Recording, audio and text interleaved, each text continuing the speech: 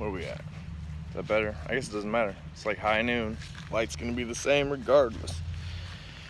Anyhow, just wanted to say thank you to my team and some folks that were some special contributors that weren't on the team, but their contribution is absolutely just as graciously thanked as well. And it's interesting the day after. Turn this way. Maybe the wind isn't as bad. It's a gusty one. We have western, I think west. Now it's east. Just shifted. It was west. Now it's east. 25s. Somewhere in there, 22 to 25s today. So this might be an annoying video. But it's always interesting when I watch my videos the next day. Sometimes I'm mortified. Sometimes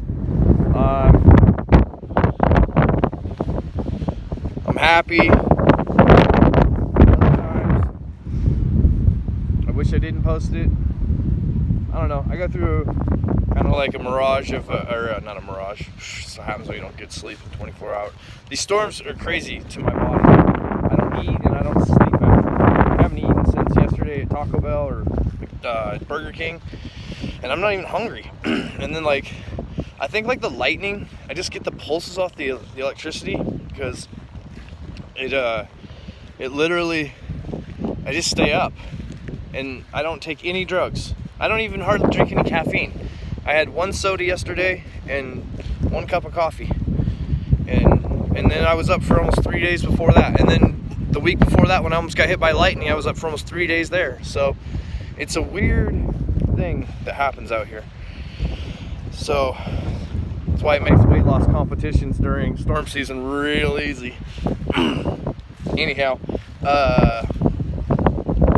yeah, yesterday's storm was a doozy. That was a squall line. That was a runner, man. I haven't been in one like that. That was my first hard squall line, and holy moly, it didn't fail to deliver. Wasn't the most photogenic on the camera, obviously, but I think you guys got to see the gist of it. Excuse me. And judging by the lack of footage I saw coming out, I feel like we were right in the top percentile of people that got something. So, I was really happy about that. That's 2 storms in a row that I've delivered, and wow, it changes everything. My entire everything has changed overnight. So even my neighbors, they dig it. It feels like it's cool to be a little rock star on my block for these guys, because these people don't it's crazy. It's a continental divide on the people that love it, and then the people that live out here are just completely clueless to it. Most of my neighbors don't even have a plan. Most of my neighbors, I don't want to make them blow them out and make it look bad, but they don't. There's just a way of life out here, man. They don't, probably back home, how many people really have a tsunami plan? But people out here be like, oh my God, you live next to the ocean. Don't you worry about it, gobbling you up? And everybody would be like, oh my God, you live in Tornado Alley. How do you not have a shelter? Almost all these houses don't have shelters out here. The main shelter's a mile away at the school. And that's a scary thing to think. Do you really have the ability to get a mile away? And then it's made for and I don't want to get the number wrong, it's 5,000, 12,000, or 15,000. It's a large number. And if you've ever tried to assemble a large number of people for just a school play, just for a carnival, just trying to get that many people in and parking, it's chaos. How's that really going to go in the middle of one of these storms? And I filmed these storms. You can't even hear that siren right over there in the dead of those storms. You can't even hear it. That siren's right there, 400 yards away, at the end of the field. How do they expect thousands of people to get into this school? It's that doesn't even make sense. And it hasn't been even tried out here. And so, there's a continental divide to me on how the protocols, Dixie Alley, why is there so many deaths? Like, you all know the tornadoes are here now. It's a thing. They blow through Tornado Alley now, and they go east. They don't go as much north. And you know why? 78 deaths. That's insane to me. So, you know, there's a lot of complexities to this game, and I'm constantly having internal struggles on, you know, enjoying it and not pretending that it isn't scary, dangerous, and, you know, it's a life record for people.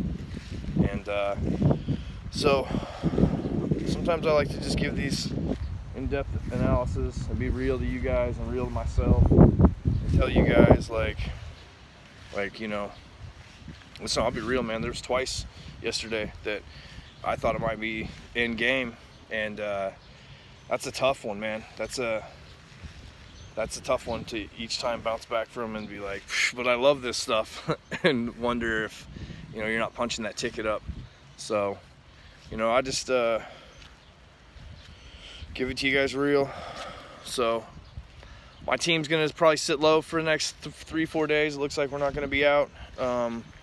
So I'll keep you all posted on what's up and what we're doing next. But to give you one last final recap, we hit that storm up. So we sunk too far down. We were in the hatch zone. We got dead center like I said it was gonna. And then it just popped off north. So right by my house that we started the day out at.